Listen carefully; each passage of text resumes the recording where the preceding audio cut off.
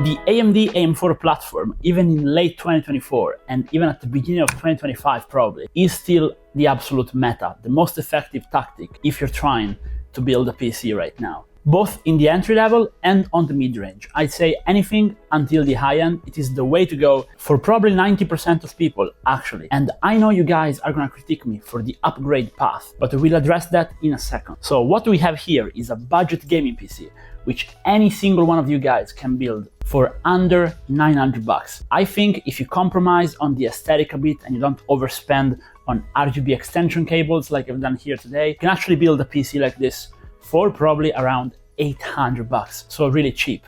And this thing has top-notch hardware. But let's start slowly and go with order. So what we have here, and the core of the build, is an X3D chip, AMD Ryzen 7 5700 X3D. Now I have recently covered that on the channel, on the Endorphy build, explaining why you really don't have to spend more than 1,000 bucks for most gaming applications, especially if you want to play 1080p 240 Hz or even 1440p 144 Hz. This thing is an absolute beast. It is just 10% slower out of the box than the Ryzen 7 5800 X3D, but comes in with a big price cut, which makes it great value for money. The only issue is getting a cheap AM4 motherboards. Now, motherboards are cheap in general, like you can buy one for 100 bucks roughly. But if you want to get a really good deal, which is what I want, you will need to do a proper research to get one. And it is also the reason why we have a micro ATX motherboard. So please don't roast me in the comments, or if you do it in a funny way, because the difference between buying a micro ATX board and a full-size board was like 50 bucks, which is a lot of money if you're building a cheap PC. I'm talking brand new price. And even on the used market, I see micro ATX motherboards that you can buy for 30 to 40 bucks, especially if you're willing to go with a B450 or like with an older gen motherboard, which I actually recommend you do, by the way, because those CPUs are very power efficient. They're not gonna put any strain on the VRMs. So you can save a lot of money by buying a B450 or even an X370, I wanna say, but B450, X470, are great value right now. No need to buy B550 if you're going used. But now, if you can find a cheap motherboard, which even brand new you can do with just a bit of Googling, you can then buy the 5700 X3D, and if you undervolt it, you're gonna actually match the performance of the 5800 X3D. Now, DDR4 RAM is cheaper than DDR5 by a lot, so you're gonna save a lot of money there as well. And what we have here today is Time Attack Pinnacle Gaming RGB RAM conduit. And now this kind of RAM is a less known brand, but it's a very good brand. It's the second time I have it on the channel, and you can just buy them for cheap and they look so nice in white. These are 3600 MHz kit. I really do recommend you buy 3600 MHz RAM, because in this way you can sync the FCLK 1-to-1 and actually get quite a bit of performance back. Now you just need storage, and here I've got something new as well. I got an iSonics, okay, brand new brand, 1 terabyte NVMe Gen 4 SSD, and now they advertise it as 7000 megabytes per second speed, but I tested it and it's actually over 7400 megabytes per second, so it's faster than advertised, which is pretty interesting. But what's interesting is it used the same NAND, like basically the chips with which they make the NVMe pretty much, as Samsung does. It's a 3D one, don't confuse it with the X3D cache, but it's very good, and actually I'm impressed by the performance. It's super smooth and it's cheap. Like at the moment you can buy it for like 80 bucks on Amazon. It's on discount. So with the motherboard filled up, now you just need cooler case, power supply, GPU, right? Case and cooler, I went with Xilinx. Now I've been using Xilinx stuff for a while. The performance has always been good, and so has been the price, but now they have improved on the aesthetics. So infinity mirror pump, which looks stunning in my opinion. And you can also rotate the logo, so you can adjust it depending on how you mount it, which I appreciate a lot. Easy to mount, and they come with pre-mounted fans, which unfortunately I had to take out because the case only supports 360 rad on the front, and then I put the front fans on the back and on the top, and they are all daisy chained out of the box and come out with 2 cables, an RGB one and a fan one. And the RGB, which comes from the pump as well, are daisy chainable, and the case has a controller with 3 pins. So it was like the smoothest RGB installation I've done in my life, and I'm super happy with it. Performance though, which is what we care about, is absolutely there. So even though the rad is front mounted, it keeps the thing under wraps with ease. So I will show you the 5-strike result, just a little spoiler of the performance of the system.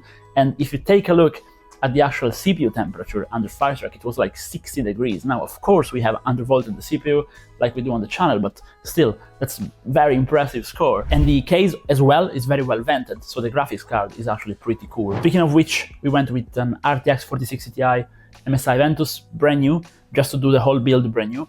But to you guys, which are smarter than the average people who want brand new components for no reason, trust me, buy an RTX 3070 or even a 3080. 3080 is going to be a perfect match for the Ryzen 7 and you're going to have a zero bottleneck. This CPU, I think, can actually handle a 3090 fine and even a 4080, which I will use to segue into my upgradability argument. So most people are going to tell you you should buy like an AM5 or Intel platform because of upgradability, meaning in the future you can just slot a new CPU in the motherboard and keep your motherboard, RAM, and all the rest intact. And they of course are right. However, I think if you're just gaming, your next upgrade, if you buy this kind of combo, is gonna be the GPU, because the CPU can handle more. So if you build a PC with say a 3070 and this Ryzen, in the future you're gonna upgrade it with a 3090, you're not gonna upgrade the CPU and like increase the CPU bottleneck. It wouldn't make sense. And they also think you're not really gonna need more cores, because if you needed more core to begin with, or even if you needed multi-core performance, you wouldn't have bought this Ryzen with X3DV cache, because this thing is only quick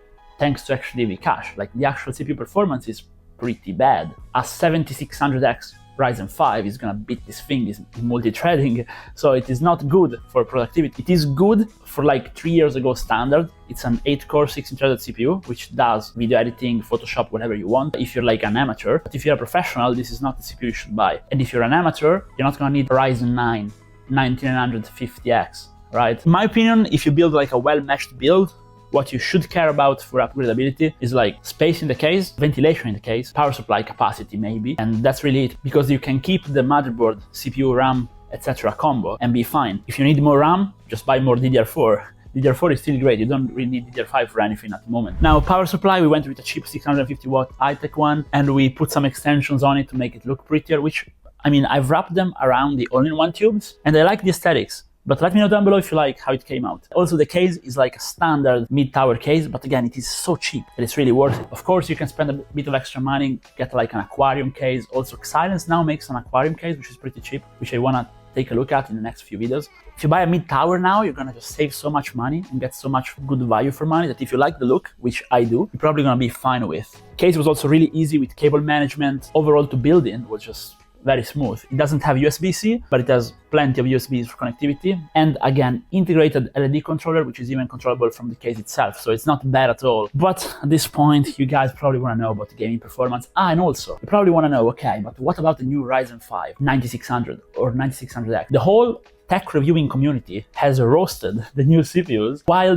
they're not actually that bad, but I think the argument is still the same as the 7600X, which I made in the previous video, which is if you need the multi-threading, and if you think you're gonna need more multi-threading in a few years, then sure, buy the Ryzen 5, buy the AM5 platform, spend a bit more. But if you just want a game, there's no point. Like, this thing still beats the 9600X once I've tweaked it, so there's no point in buying that CPU, I think, especially since the price is not the best. But it's not a bad CPU per se, the 9600X, if it makes sense. Gaming. So in these days, now I don't know when you're gonna see this video, but in these days, there is the beta for Black Ops 6. So I've tried it. By the way, I'm not sure it's the right transition to ask you, but can you drop a like and like follow the channel if you've heard me yapping for the past 10 minutes and you're not getting bored yet? But anyways, Black Ops 6, this thing does 240 FPS, 1080p. On minimum, of course, but isn't it crazy? 240 FPS on a game that has yet to come out. Pretty crazy if you ask me. Of course, don't expect similar performance in Warzone unless you buy a better GPU, but for multiplayer, if you just set it to the minimum, it runs like a beast. And the same goes for Apex. You can just play it maxed out pretty much. Even with a 4060 Ti, you can do like over 240 FPS on average. You can push 300 FPS closely. Again, if you watch my channel regularly, and if you're not scared of used components, just buy a used graphics card. You can get all the rest new. Like, buy the brand new Pinnacle RAM, buy the brand new Sonics NVMe, buy the Xilinx case, whatever. Build the same PC, but then buy maybe a used motherboard, because you can save like 70 bucks there, and buy a used GPU, because the price I spent for this, you can buy a 3080, and this thing is gonna be beast, like genuinely a beast. Okay, just change the node based on the GPU, you're gonna be plenty fine. But anyways, don't want to spend too much time going into it. Basically, You can play 1080p high refresh rate easy, and I'm talking over 240 Hz. You can play 1440p over 144 Hz easy with this thing. And depending on the GPU, of course, CPU is gonna push 4K as well, but not the build we have right here today, of course, unless you wanna play with like DLSS really high, which I don't recommend. But I think this is the best value on the low to mid range for PC building at the moment. But of course, if you disagree, let me know why down in the comments, and please though give me a suggestion of alternative of what one can build if you don't like this one over here. And if you've liked the video so far, again, drop a like and a sub, and maybe see you guys around again for undervolting guides. They're on the channel. Bye bye.